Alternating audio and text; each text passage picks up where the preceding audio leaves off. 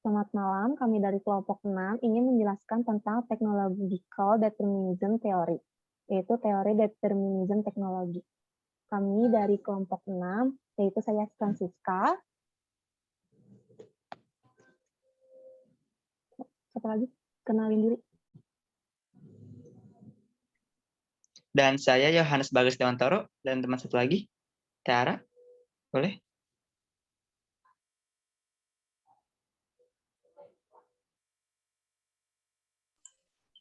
Dan saya Arviara Astriana. Kami di sini akan menjelaskan tentang teori determinism teknologi. Untuk slide yang pertama dijelaskan oleh Arviara. Boleh, saya akan mulai dari tokoh penemu dari Technological Determinism Theory. Nah, jadi determinism teknologi itu pertama kali ditemukan oleh Veblen tahun 1857 sampai 1929 sampai 1920. Nah, yang menganggap bahwa teknologi adalah suatu kesatuan yang independen yang bersifat otonom. Oke. Lanjut ke definisi. Nah, jadi determinism teknologi ini yang dikemukakan kembali oleh Marshall M. McLuhan disebutkan bahwa ide dasar dari teori ini tuh yaitu berbagai macam cara berkomunikasi yang akan membentuk pola keberadaan manusia itu sendiri gitu. Terus juga itu berpengaruh pada pola perilaku di dalam masyarakat gitu mengenai teknologi yang akhirnya mengarahkan manusia untuk bergerak dari satu abad ke abad teknologi yang lainnya gitu. Terus jelas di dalam teknologi ini masyarakat lama-kelamaan akan mengikuti teknologi tersebut menurut M. Chilhan. Terus penemuan teknologi komunikasi ini juga menyebabkan perubahan budaya nih dalam jenis-jenis komunikasi, akhirnya membentuk kehidupan manusia. Nah, di mana dikatakan oleh M. Chilhan bahwa kita membentuk peralatan untuk berkomunikasi dan akhirnya peralatan untuk berkomunikasi yang kita gunakan membentuk atau mempengaruhi kehidupan kita sekarang gitu. Terus kita langsung ke asumsi teori dari determinism teori ini ya. Nah,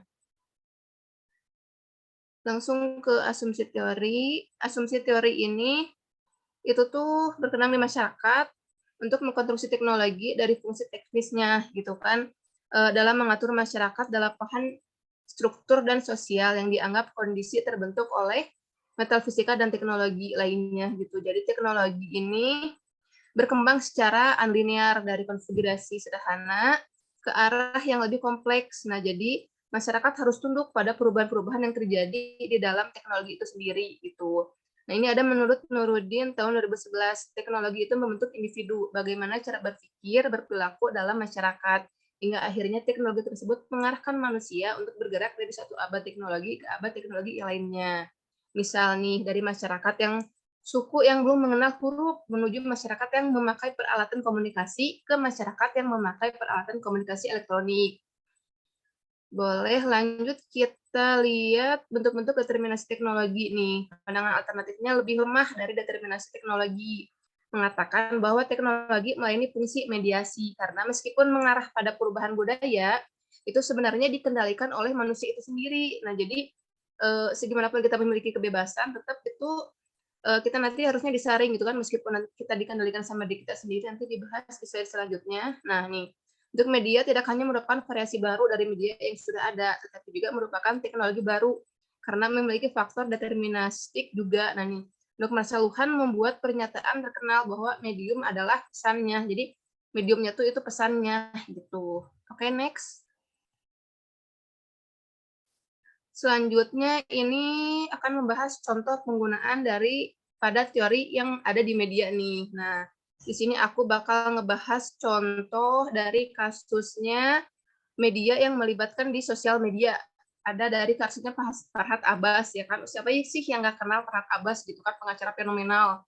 Di sini tuh dia kan sering banget melakukan sesuatu yang fenomenal gitu kan dari cuatan-cuatannya di akun Twitternya dia nih ya. Nah nih salah satunya nih yang terkenal banget pada masanya itu nih di-upload sama Farhad Abbas Law.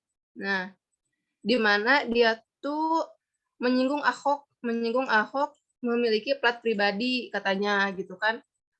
Mentang-mentang dia istilahnya pejabat gitu kan. Plat aja diributin gitu kan. Itu kan dia langsung menyinggung kepada satu pihak gitu kan, tanpa berpikir nanti ke depannya bakalan gimana gitu kan. Nah, terus setelah kabar ini gitu kan mencuat di media sosial, kan banyak tuh dari para netizen gitu kan yang langsung menerima informasi yang ada di media gitu kan. Langsung baca nih statusnya Farhad Abbas. Terus seperti biasa lah ya, netizen tuh kan gencar di media sosial gitu kan, pakai hashtag Farhad Abbas yang langsung berhubung sama si Twitternya Farhad Abbas ini gitu kan. Nah, terus setelah kejadian ini ada yang melaporkan Farhad Abbas ke polisi sampai akhirnya Farhad Abbas dipanggil ke kepolisian, terus diminta keterangan dan diadili gitu kan. Nah, dari kasus tersebut kita bisa melihat bahwa hubungannya dari determinasi media itu emang kita memiliki kebebasan untuk bermedia gitu kan, apalagi seiring dengan berkembangnya media, seiring dengan berkembangnya zaman gitu, kita dituntut terus mengikuti perkembangan media. Tapi gitu lagi, kembali lagi ke batasan-batasan gitu kan, meskipun itu kendalinya ada di diri kita gitu kan, kita bebas mengupdate apapun, share apapun di media, tapi kembali lagi yang namanya media juga punya aturan, terus bagaimana kita memikirkan norma-norma yang berlaku di masyarakat gitu supaya tidak menimbulkan dampak-dampak yang negatif gitu kan. Contohnya ini adalah di kasusnya Farhad Abbas ini gitu. Jadi bisa buat pelajaran juga nih buat kita untuk supaya lebih bijak dalam bermedia sosial dan menerima segala informasi yang ada di media. Paling seperti itu. Oke, next. Selanjutnya akan membahas contoh penelitian, akan disampaikan oleh Francisca. Terima kasih ya Vera. Di sini saya Francisca akan menjelaskan tentang contoh judul penelitian. Yang pertama yaitu determinisme teknologi komunikasi dan tutupnya media sosial TED. Di sini saya akan membahas intinya saja, yaitu poin pertamanya masalah yang diteliti dalam penelitian ini yaitu bagaimana mengetahui alasan dibalik fenomena sosial media TED berkurang para peminat sosial medianya, dan untuk menggunakan TED agar dapat mengungkapkan fakta, kejadian, dan fenomena yang sedang terjadi di dalam media sosial.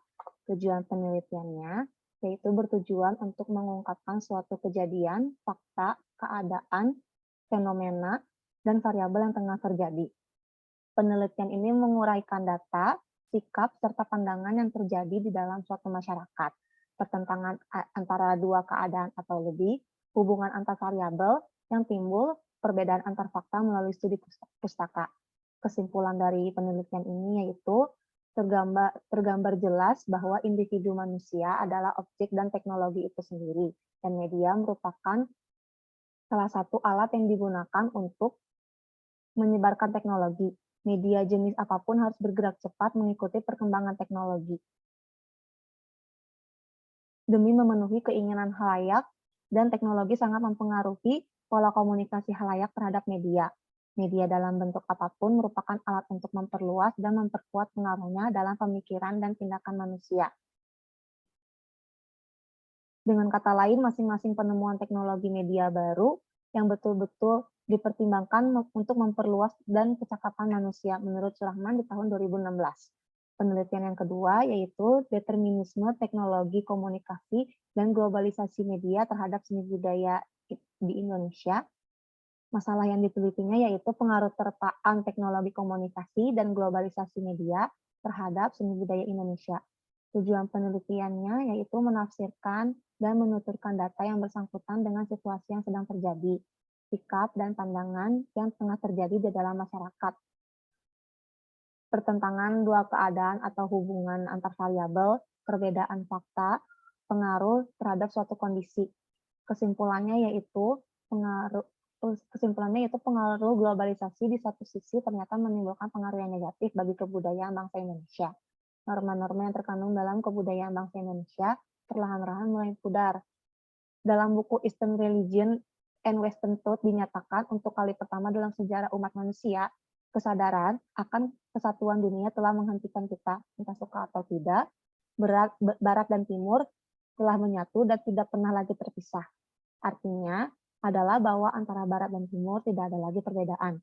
Menurut Roda Krishnan tahun 1924 dalam Abdul Shani tahun 2007 halaman 119. Penelitian yang ketiga yaitu Judulnya Facebook, Twitter, Instagram, dan WhatsApp sebagai konsep nyata determinisme teknologi dalam masyarakat. Masalah yang diteliti dalam penelitian ini yaitu bagaimana mencari fakta-fakta kejadian dalam sosial media yang berkaitan dengan sudut pandang di dalam suatu masyarakat yang sedang terjadi, dan bagaimana sosial media bisa menjadi tempat untuk masyarakat memenuhi keinginan mereka melalui teknologi di sosial media. Tujuan dari metode penelitian ini untuk mengungkapkan fakta dan fenomena yang sedang terjadi atau sedang berlangsung dengan menyuguhkan apa yang sedang terjadi di dalam kehidupan manusia. Kesimpulannya yaitu masyarakat sudah terhipnotis dengan media sosial sehingga apapun mereka bagi di dalam dunia sosial, bahkan hingga hal-hal yang sifatnya pribadi. Transisi antar era dalam determinisme teknologi tidaklah bersifat gradual atau evolusif, akan tetapi lebih disebabkan oleh penemuan teknologi komunikasi.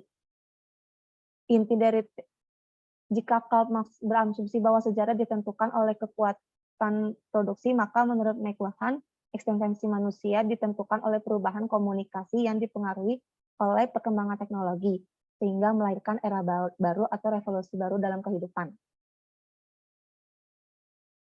Untuk poin yang selanjutnya, yaitu teori determinisme teknologi menurut Dennis McQuail akan dibahas oleh Bagas.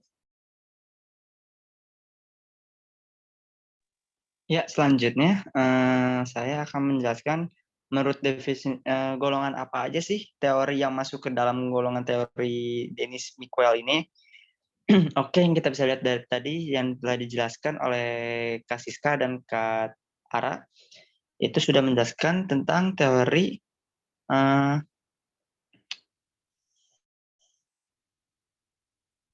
Analytical Design Theory ini, yang kita bisa lihat dalam paparan teori komunikasi media massa, bahwa teori ini dikemukakan oleh Marshall McLuhan pertama kali pada tahun 1962 dalam tulisannya The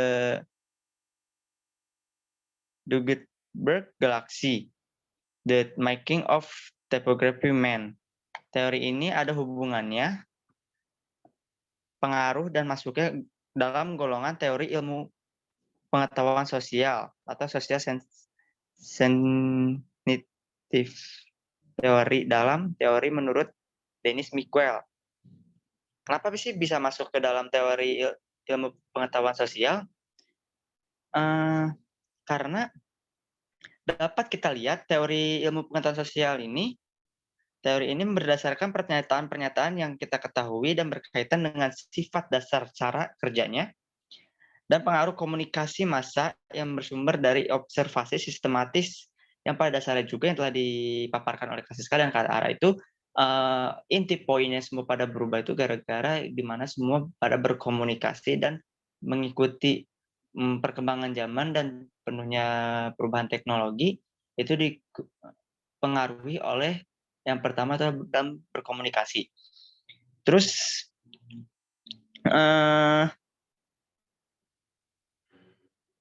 sumber teori ini merupakan kenyataan tentang media. Dalam penerapannya jenis teori ini sering bergantung pada ilmu komunikasi sosial lainnya.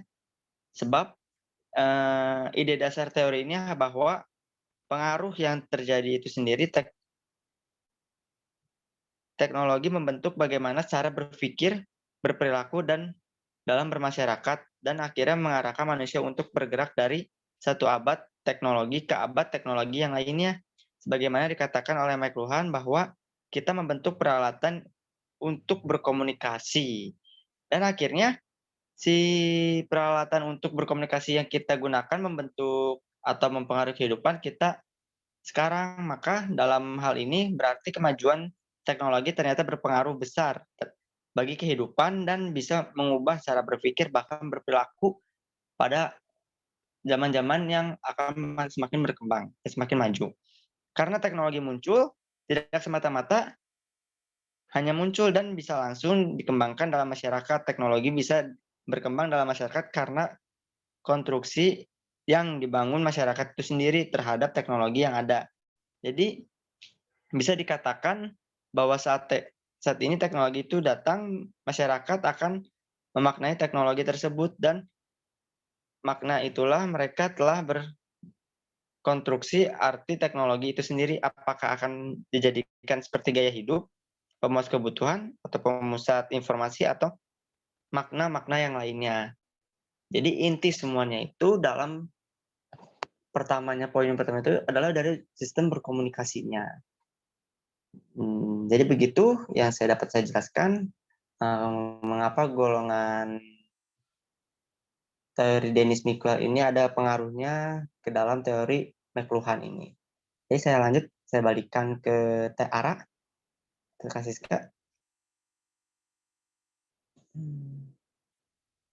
Oke, sekian presentasi dari kelompok 6 tentang determinisme teknologi. Sekian dan terima kasih. Selamat malam. Sekian, terima kasih. Selamat malam. Malam.